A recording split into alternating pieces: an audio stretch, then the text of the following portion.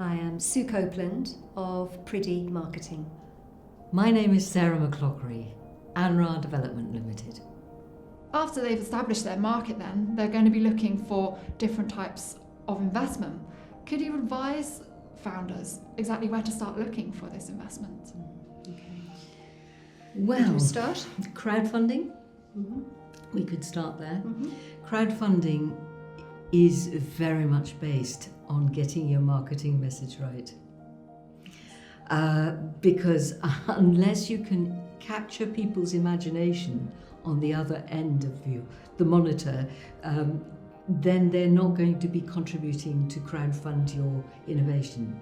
So crowdfunding it can be ostensibly a safer way of going about raising funds.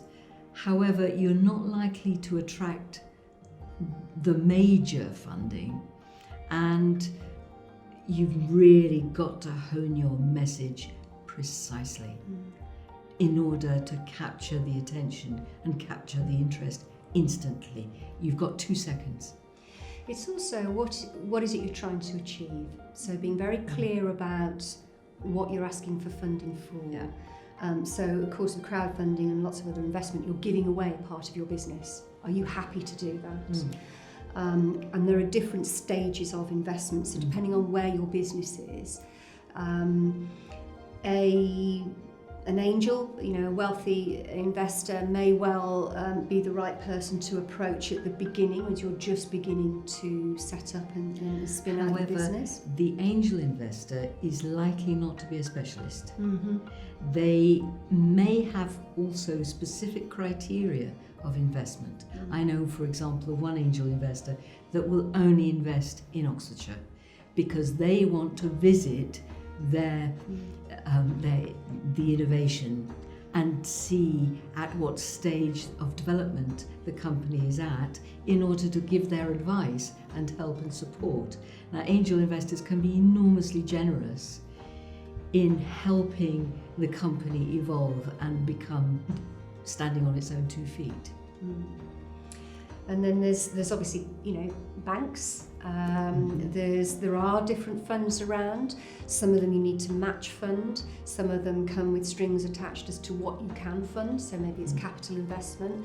There's things like R&D tax credits, which a lot of people aren't aware of and aren't properly utilising.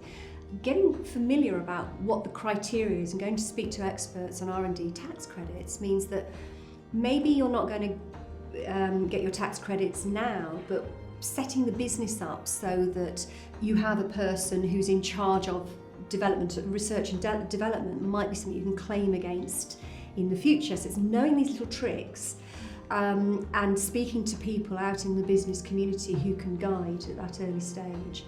And then as you're scaling up, it's a different type of investor. So then you're moving on to the venture capitalist. With angel investors, it may well be that their primary motive is not to make money out of you. Their primary motive may be humanitarian, for example, whereas the venture capitalist is likely to be a specialist in your area and will then who may not be the budget holder, they will then need to go to the budget holder and convince them.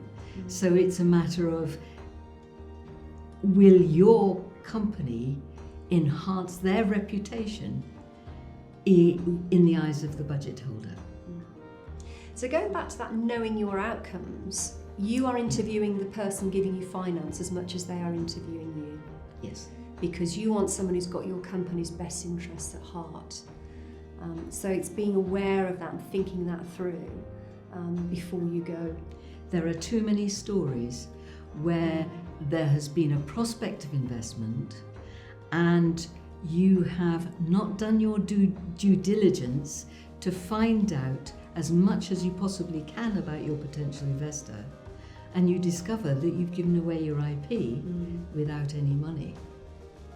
So you really do need to know whether you are talking to the right match. So knowing who your ideal investor might well be very sensible.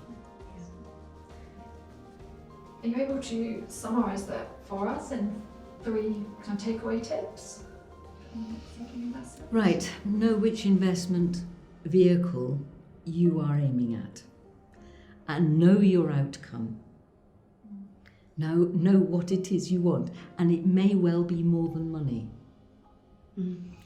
And know what they want. Yeah. Be very clear on that from the outset. People are much smarter these days on looking for investment, I think. People I'm coming across now, they've begun to realise that it's a two-way thing.